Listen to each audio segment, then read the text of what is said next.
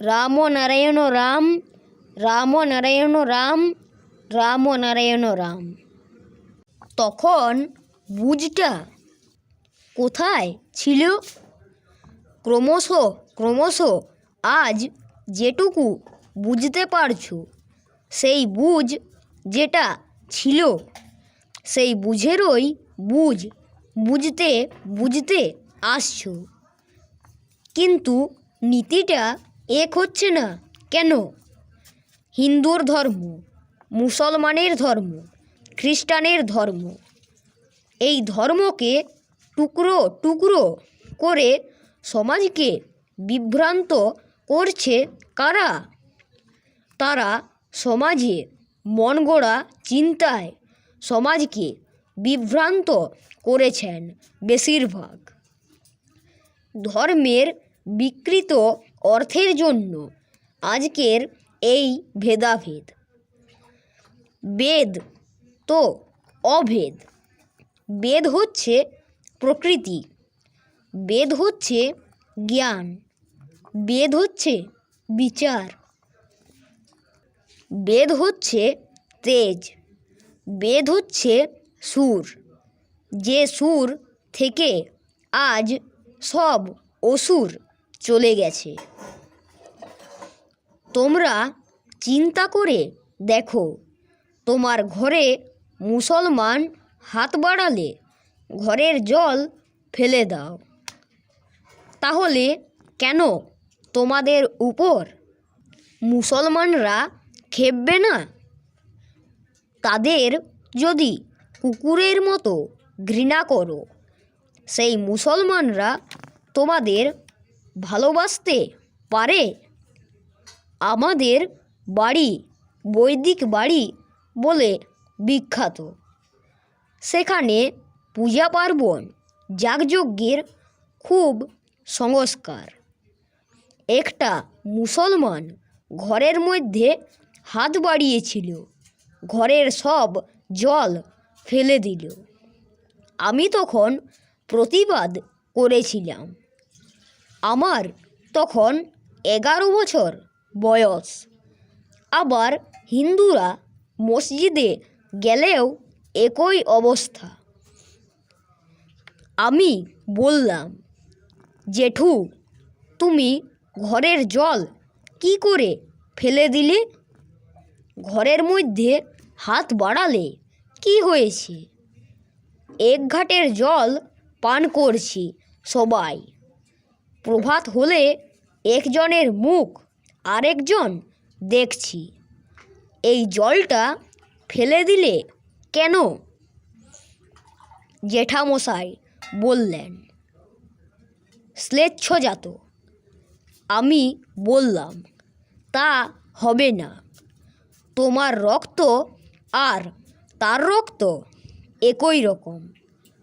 ধর্মের নামে এই ভেদাভেদ সৃষ্টি করার ফলে আজ দেখো দেশ টুকরো হয়ে গেল। ঢাকায় ছিলাম আমি। কি রায়ট!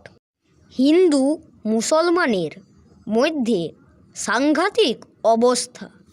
তাহলে এগুলো কে সৃষ্টি করলো? আদতে ধর্মের ভিতটাই কাঁচা। তোমার মন্দিরে তুমি খুঁজে পাওনি ভগবান, মসজিদে এখনও খুঁজে পায়নি আল্লাহ, খ্রিস্টানরা খুঁজে পায়নি গড। চিন্তা করে দেখো, যেদিন খুঁজে পাবে নিখোঁজের সুরকে, যেদিন জানতে পারবে যে ভগবান আছেন, সেদিন আর পৃথিবীতে গোলমাল থাকবে না। মৃত্যুর পর কোথায় যাবে কেউ বলতে পারবে? শাস্ত্রে আছে, ঋষিরা বলেছে শ্রাদ্ধ শান্তি করছে, কিন্তু এখনও কেউ বলতে পারবে না মৃত্যুর পর কোথায় যাবে, মৃত্যুর পর আত্মা আছে কি না। সেটার সঠিক বর্ণনা এখনো পর্যন্ত কেউ দিতে পারছে না।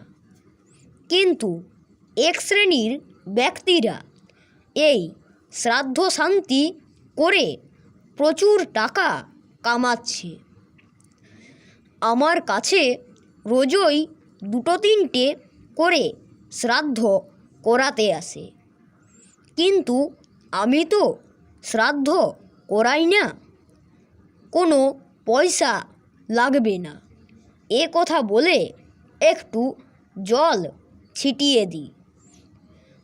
আমার কাছে কোনো খরচাপাতি নেই, দক্ষিণা নেই, বস্ত্র নেই, কিন্তু আমি যে মন্ত্রটা বলবো আত্মা আছে কি না তাকে যদি বুঝতেই না পারলাম, কাকে জল দেবে? আজ ধর্ম কোথায় এসে দাঁড়িয়েছে চিন্তা করে দেখো। 6-7 হাজার বছর আগের ধর্ম আজকে কোথায় এসে দাঁড়িয়েছে বলো তো?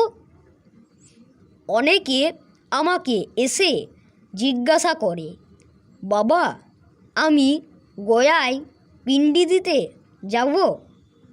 আমি বলি, যদি ইচ্ছে করে তোমার রুচিতে তুমি যাও, এটা সেন্টিমেন্টের ব্যাপার।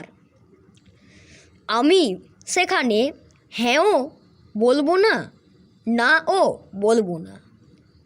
আমার ব্যক্তিগত মত জিজ্ঞাসা করলে বলবো, ওর মধ্যে কোনো কিছু নেই, খুঁজেই পাওয়া যায়নি আজ পর্যন্ত। এত হাজার হাজার বছর হয়ে গেল, বেদ, বেদান্ত, উপনিষদ, শাস্ত্রগ্রন্থ, বিধি ব্যবস্থার মধ্যে কত কিছু লেখা আছে, কিন্তু এ ব্যাপারে কেহই সঠিক উত্তর দিতে পারছে না। ধর্মের অর্থটা কি? ধর্ম তো গল্প নয়।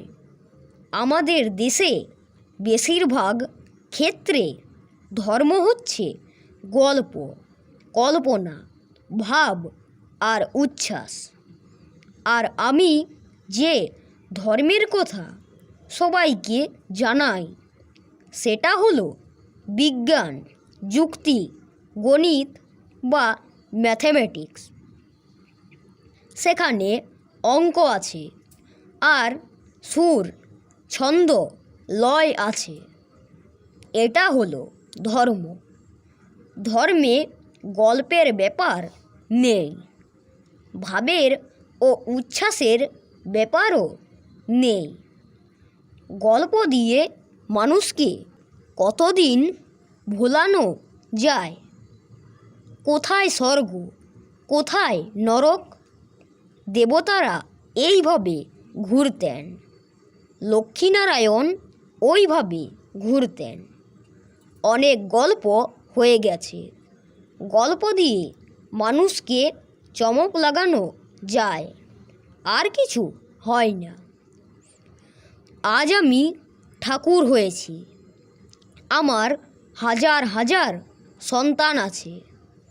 আমি যদি কাউকে বলি যে তোর শনির দশা, সে তো বলবে, বাবা উপায়? এক বিরাট ফর্দ দিলাম, তার 5-7 হাজার টাকা নামিয়ে দিলাম।